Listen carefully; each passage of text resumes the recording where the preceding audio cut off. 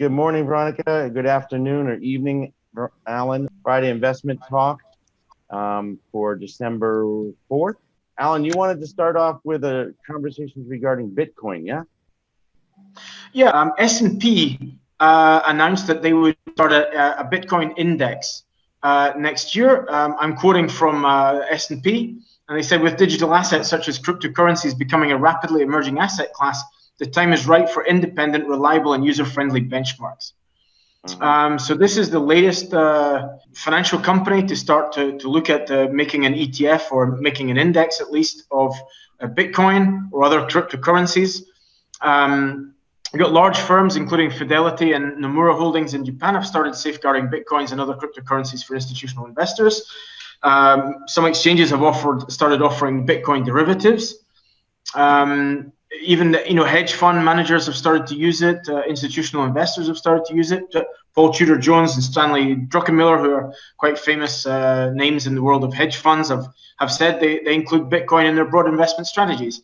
I think it's something that is unavoidable now for the traditional financial community, that Bitcoin probably is going to become a standard part of many people's portfolios in the future. And I think it's going to become quite apparent next year, probably, or in the next year, in the next few years, that this is something we need to be looking at more closely. It was just interesting for me because if we look back at the crisis in early 2020, when the lockdown and the coronavirus really hit Western economies, you see that the stock market, which is the higher chart of the two, the S&P 500, had this huge sell-off, and then it rebounded. And that's very similar to the Bitcoin chart, and probably very similar to things like gold, because there was a very big sell-off of liquid assets.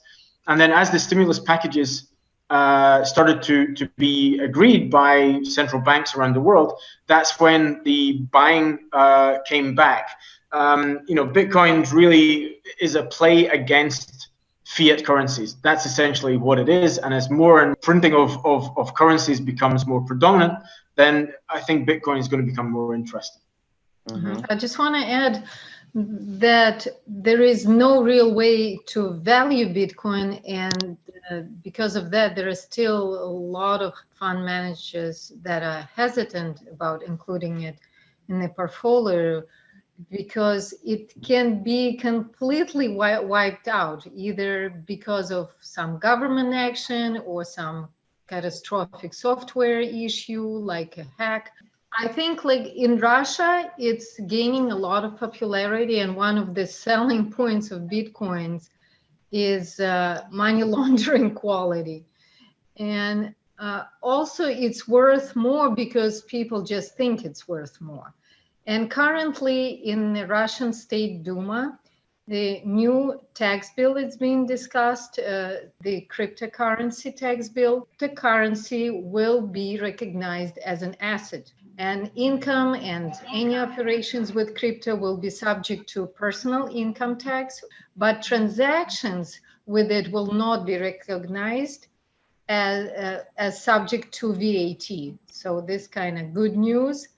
And tax authorities now will be able to receive from banks statements of individual accounts if they identify any violations of tax legislations,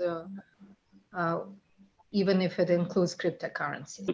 As a tradable security, this is a huge gain just in October, if you look at Bitcoin versus the US dollar. So it is on a lot of people's radar. I think that follows with the US dollar weakness we saw, and especially this week when the dollar fell about 2% versus the euro.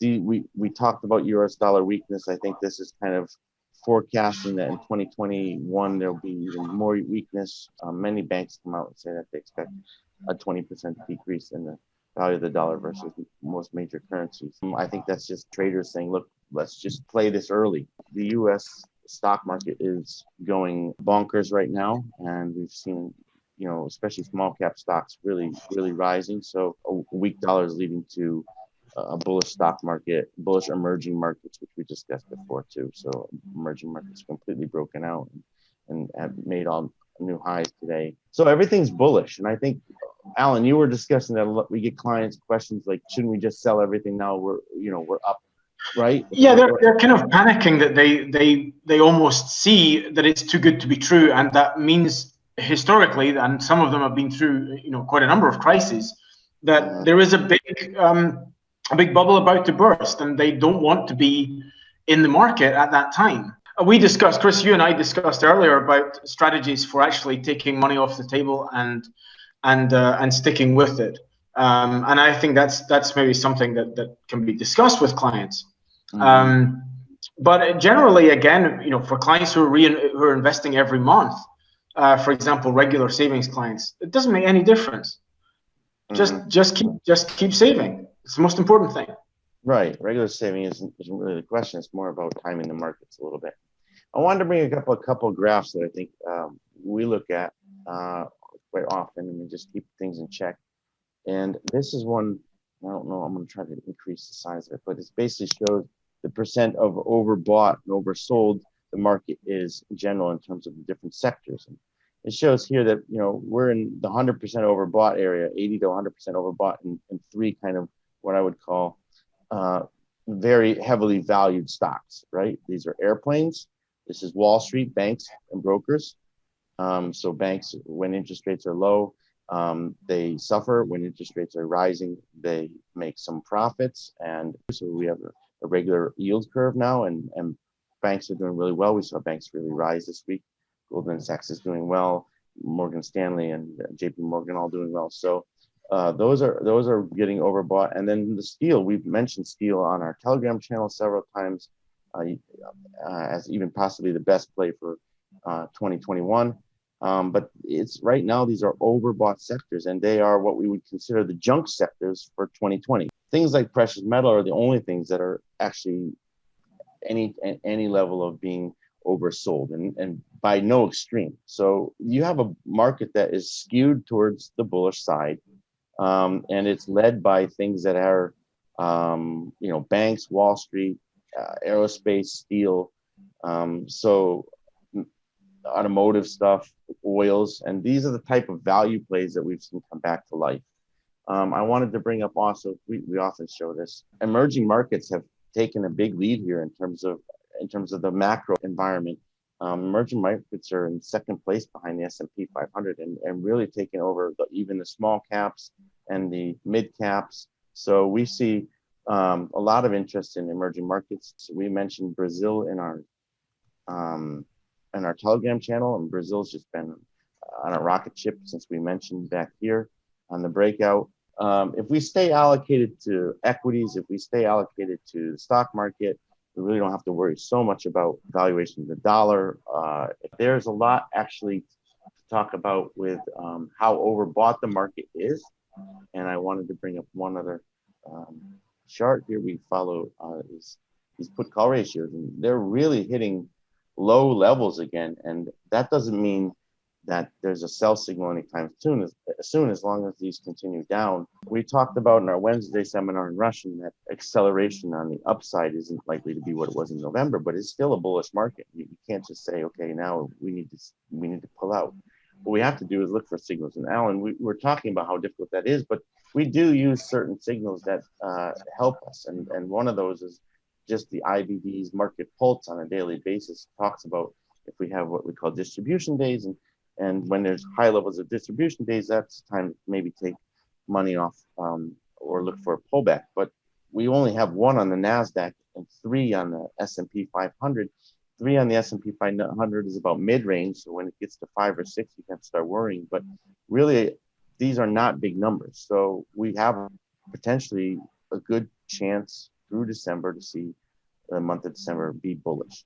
I wanted to bring up again one other thing that I think is quite interesting, that if you look at when the month of November is bullish, you see that, and it's up more than 5%, you can see that the next year is quite bullish. So you have a median return of 20% 1 year out from when Novembers are bullish with more than 5% gains. So that's an overshoot of when just November just is a positive return. So we expect maybe a 6% above average return in 2021. Credit Suisse came out and said that the market's going to be up 20% next year. So these types of forecasts are coming. People are generally bullish when they read these types of forecasts. They start buying more. It's this fear of missing out, which you talked about, Alan. And I think, we see these types of returns kind of promote more bullishness. And that's what's happening right now. So we're on top of when we should be looking to sell, but it's not there yet. I do think next week and the week after, potentially, especially next week, we might see some weakness or some rotation from these small caps into maybe if there's problems distributing the vaccine, this could be quite bearish for the market. Could change things back to being more bullish for some of these tech sector leaders that have been lagging lately. And then one of the last things we talked about is in December is free lunch on Wall Street, trading opportunity where some of these beaten up names all of a sudden come into an opportunity to make some speculative trades. And there's already lists being published. This is one list, but then there'll be other lists out there. We'll come up with some and post them on our blog of stocks that might garner interest if we do have a bullish end to the year. The CrowdStrike was quite interesting. We made about 17% this week. You can pull up the chart. And I also want to mention the federal law that was passed on marijuana today while we were talking, and we can look how it affected the cannabis ETF THCX. I think that cannabis law has been kind of expected, right? And there's been after the states. So this has been on a rip, 30, more than 30, almost 40% up, 40% up. I think what might happen also is now that will be quite well known, people are going to be more open to actually investing in that area, which will push prices higher. So I think it's just a short term. I mean, it's not up today because it's definitely a sell on the buy in the rumor, sell on the fact. But I think it's going higher in the short term. HMMJ is the one that I look at. Yeah, right. Which is just an index, Horizons Medical Marijuana Index. A little sleeper trade we could talk about is, and we talked a little bit about this before. So the next thing to come after cannabis, and there's a ton of research being done on it, and it's actually legalized or at least not criminalized in places, the liberal states like Oregon and maybe Washington, but is psilocybin. And there's this little tiny Compass Pathways company that really has, look at this growth here. Again, up 55% since the end of November. And this is really the next stage kind of interest. And I think you're going to see a lot of interesting companies. I didn't mention this on Telegram. I should have, but this is something that we've traded also. So there's a lot of these kind of interesting stocks we've talked about. We mentioned here, and this is at a buy signal right today after it pulled back. But there's a lot out there. I mentioned a couple things on our blog, and I wanted to bring that up real quick because I did publish about December seasonality that generally Fridays today after the November jobs report, even though the November jobs report was poor this morning, 15 out of 20 times the market rises substantially on Fridays, and like it is today. And we were talking about how bullish the oil sector has been lately, and that is entering a seasonally bullish period for the next 4 to 5 months. We've had plays on Telegram regarding Phillips 66 and mentioned that specifically as a buy. And then selling gold and selling silver on a seasonal basis is coming up at the end of December also. So our whole portfolio is kind of outlined up if you're following the seasonal stuff here on our blog. Yeah, I just want to mention a couple announcements. We have big webinars coming up on Wednesday at 8 p.m. Moscow time, and we'll be talking about where to invest in 2021, discussing different fund managers' outlooks. Chris will also write an article about that. You can and read it in English as well.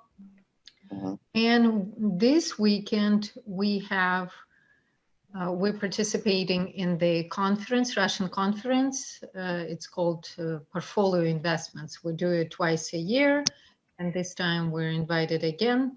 So we're going to be talking on December 6th. We can end by saying our core strategies, which we rotated last month from QQQ into JKK, which is US small cap. So that's had a great month, and alongside JKH, which is its big brother, US mid cap growth. I'm kind of looking forward to when this will convert to emerging markets, because I see emerging markets also as kind of on a buy signal here and doing well. So it's kind of interesting if it'll shift over in January or something like that. Yeah, but we've got a month to wait for that. Yeah, so you got a month away, and I think Santa Claus and New Year before we get that. So yeah, and that's actually when small caps do well. So you know, you can't try to predict what will happen and play it early. But thanks everybody for showing up. So subscribe to our YouTube channel and stay in touch. Thank you very much. Bye bye. Thank you. Bye bye. Thanks.